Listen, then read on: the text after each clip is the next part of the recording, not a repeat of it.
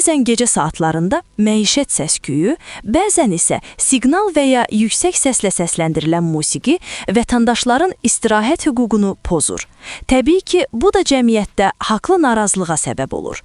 Sakinlər mövcud vəziyyətdən şikayətçidirlər.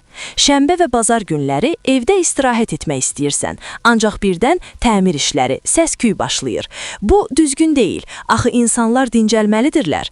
Bəs günün hansı saatlarında bu kimi hallara xüsusi ibbət yetirmək lazımdır? İnsanların istirahətinə mane olanlara qarşı qanunvericilikdə hansı cəzalar nəzərdə tutulur? Nəqliyyat üzrə ekspert Yasin Mustafayev məsələyə belə aydınlıq gətirib.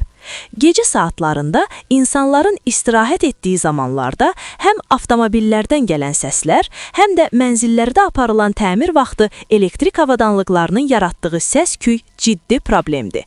Bu, sakinlər arasında mübahisələrin yaranmasına səbəb olur.